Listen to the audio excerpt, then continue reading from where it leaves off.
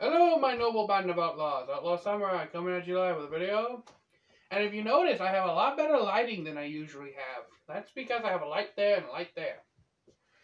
Well, aside from that, I have actually been contemplating this. Drawing a sword from the back. And why you would carry a sword on your back. Hence why I have a sword on my back. Now, you're probably thinking, oh, that's LARP and fantasy and all that other good stuff. And two things. One, when I LARP hardcore. Yeah.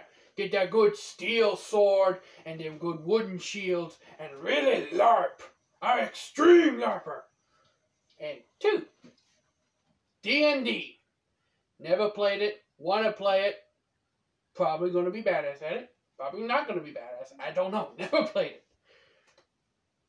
But we always see in the fantasy genres and everything else that...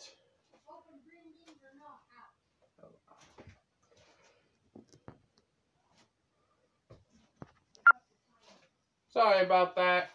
Not important.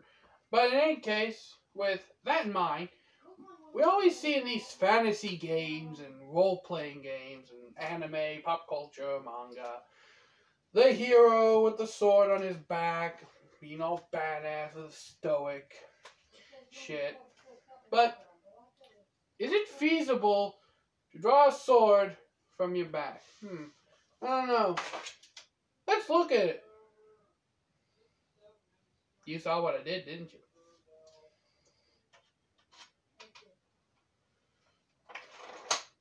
And you can return it. Now, how do you do this?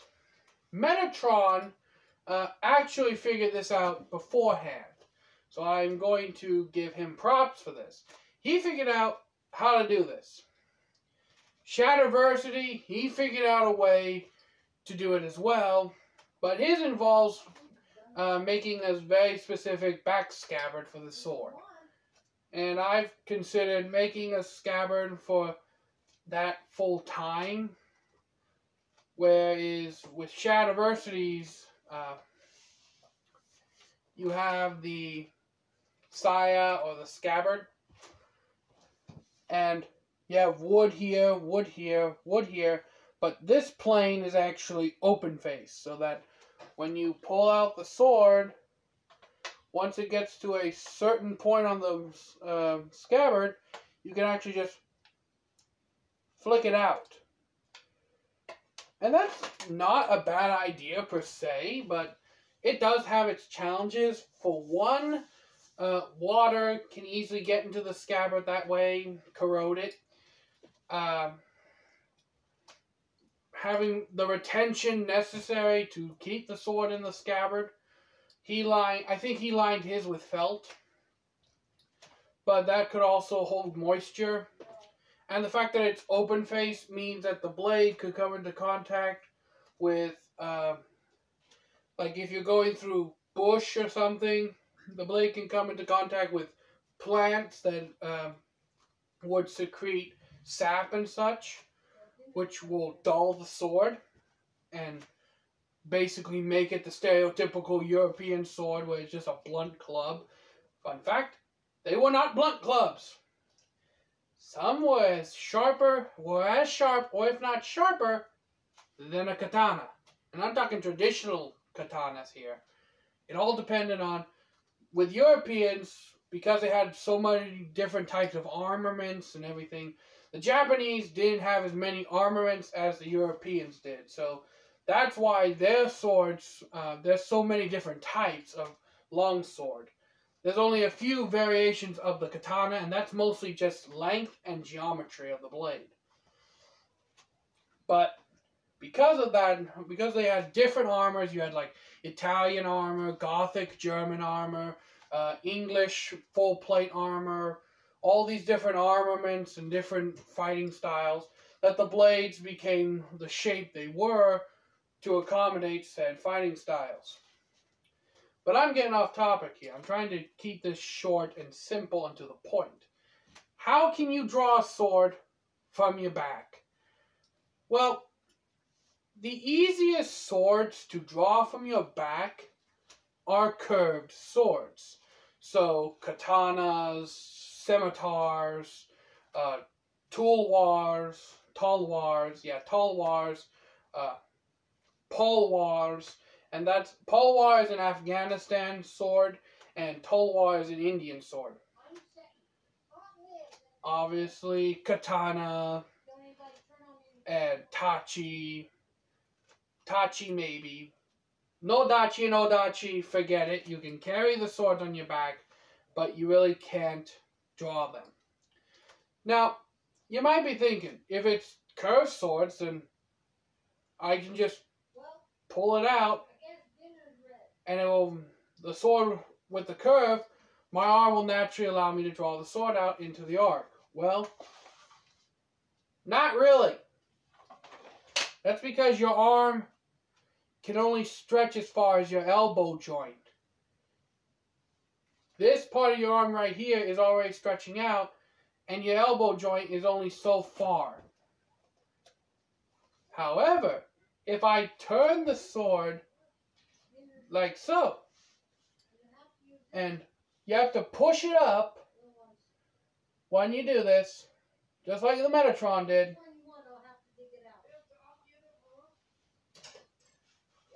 Pull down as you're drawing out the sword, and then, because you're using the entire length of your arm, you can get the blade out, and generally you can flick it forward to get into a quick guard position. Now, with that in mind, returning the sword to the scabbard, same basic process. Turn it so that sword is like so, and sheath it. Same basic process. But with that in mind, you also have to consider the fact that you are limited by how long your arm is. Now, generally with this kind of unsheathing method, I would say you could get away with drawing longer than normal swords. It all really just depends on how you do it. Because if I'm looking at this view right,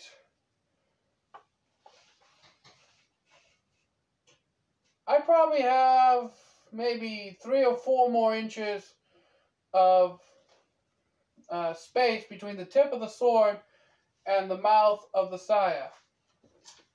So I could probably, at least, since I know this blade is roughly about 26 inches, I could probably comfortably draw a 30-inch blade from my back. And with that in mind, a 30-inch blade, that goes into the old katana length, just slightly shorter than a tachi. So you have to keep in mind that the blade, if the blade is long, then chances are if it's too long, you can't draw it. I can draw this sword because the blade is relatively short. Just a moment.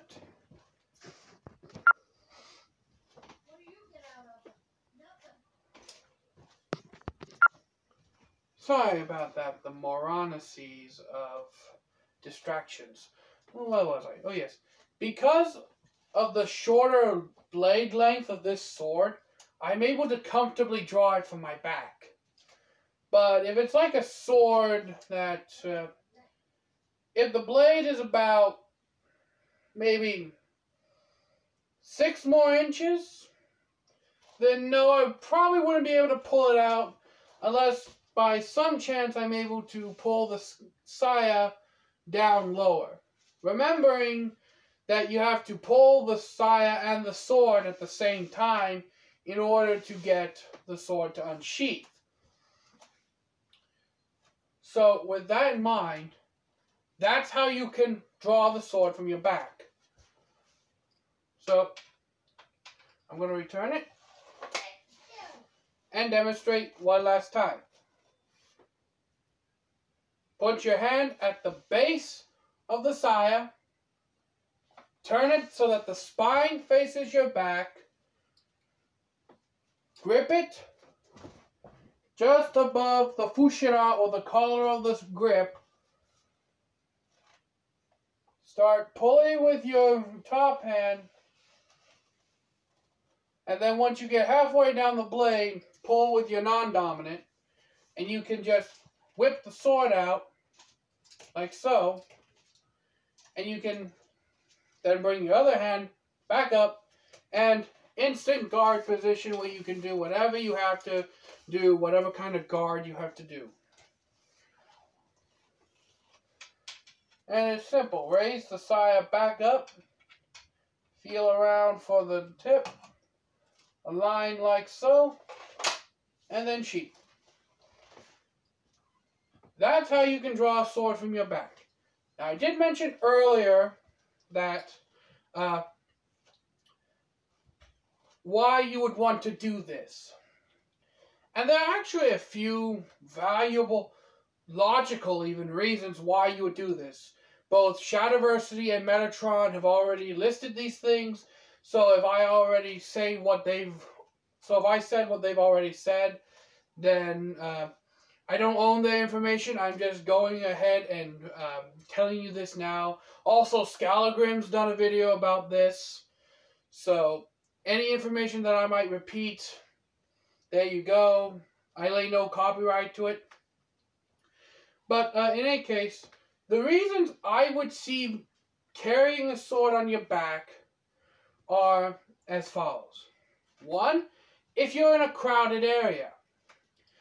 Because of the fact that a sword is long, you're generally, if it's a katana, you're generally carrying around a 40-inch object with you. So, having it on your hip, if you suddenly turn, you could hit another person with it, or if you bend over, you could topple over a cart.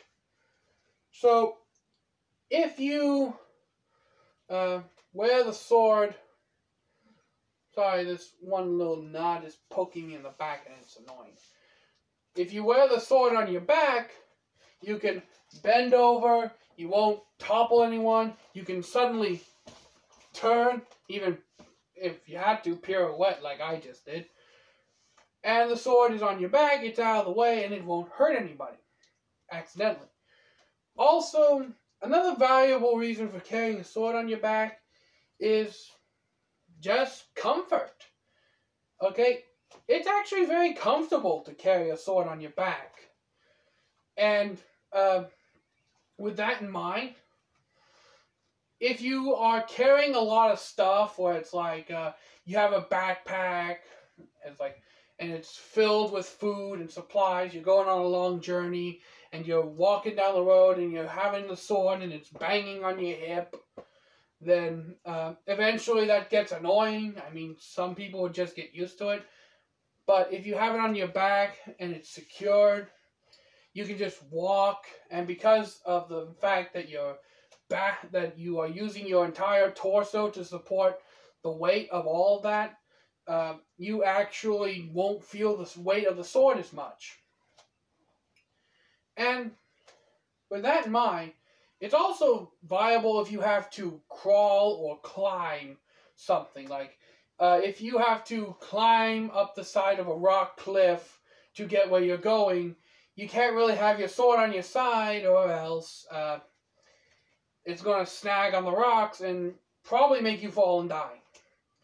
Or if you have to, crawl underneath the overhanging of a large branch, or a big root in a tree, like, say there was a tree here, and then a root, and then a big rock here, and the only way through to the other side was going underneath that big root. Having the sword on your back means you can crawl through that root a lot easier than if it was on your hip. So, just getting through tight spaces is another good reason for carrying the sword on your back. And I think that this is just me personal, but I feel like having the sword on your back plays kind of a mind game on your opponents. Like, let's say you are a master swordsman, okay? That you are extremely skilled with a sword, and you carried it on your back, knowing, and you know full well how to and you know full well how to draw the sword so that you can get to it fast and have it ready if you need to. Well, generally, carrying a sword on the back, unless you're transporting it, was most commonly not done. I know Hollywood ninjas, they have the swords on the back. Trust me, that didn't happen. Or if it did, it was very rare. Although I could actually see a ninja doing that because of this whole stealth thing. And having the sword bump around on your hip, that would actually limit your stealth. So, Hollywood ninjas might actually be somewhat accurate to real interpretations to a very fine margin. But in any case, with that in mind, it would play a mind game on your opponents, where it's like, you're attacked by about a group of 5 bandits, and they're all somewhat experienced. They've robbed people before, they've robbed swordsmen before, and they always know that the swordsman carries a sword on the hip, and that's what they're expecting their opponents to do. And they know that carrying the sword on the hip means they can get to it quickly and easily. Now, you're the master swordsman, you come walking up the trail, and you get attacked by these guys. And they're all thinking that, okay, this guy, he has a sword on his back, so naturally, he's probably just carrying that thing, so it's probably worth money. Or second, he's a complete idiot and can't get to that thing in time to actually save his life. After that, let her eat now. Sorry about that, my family's being morons. But in any case, I know I insult them a lot. I love them, it's just they annoy me. But in any case, with that in mind, they actually use the blade. It's like, these guys are thinking that he's a complete moron and he's carrying the sword. And with that in mind, the master, he's just standing there, and he very well knows that, you very well know, you're the master swordsman, you very well know that you can get to this thing in time to cut down one of these guys, and after you've cut down the first guy, you already have the sword in hand, so you can basically cut down the rest of them. Well, the first guy who thinks that you are a complete moron carrying the sword on your back, he starts making fun of you, trash-talking you a little bit, and then he stupidly charges at you. And then you do this. You draw the sword, and with one quick motion, you cut him. Now, maybe not seriously wound him, but you do cut him. And then you come around and you finally deliver the fatal blow. Now you've got your sword out, and the rest of the guys are realizing, okay, this guy wasn't an idiot. He tricked us into attacking him first. And then you slice them up and beat all 4 of the rest of the bandits and be on your merry way. After you've sheathed your sword, sheath the sword.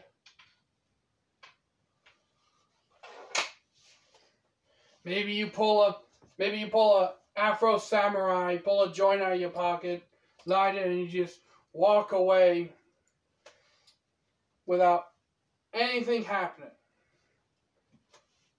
That is actually my interpretation, because most likely whenever somebody sees a sword on the back, it's usually either transporting the sword for somebody or simply a means of getting through tight spaces, or they just think that you're they just think that you're a moron and you don't know how to wear a sword. There could also be the fact that you could also trick them by having the sword on your back, and at first you struggle to draw it, and then as they're walking up, like, oh, you suddenly just draw the sword and cut that. I think I cracked this thing somehow by drawing it. In any case, those are my thoughts. So as I said, you can kind of pretend to struggle and then all of a sudden flick the sword forward and strike them. So, maneuvering through crowds, tight spaces, and trickery are 3 good reasons why you could carry a sword on your back. And a more experienced warrior who has been around the block a few times will realize that even though this dude's carrying a sword on his back, I shouldn't mess with him because of the fact that if he's carrying it on his back, logic would dictate that he can draw it from his back. Well, with that in mind, that's all I have to say. So until next time, Outlaw Samurai tells all y'all, be crazy rednecks, be safe when using your weapons, and I'm out. Peace.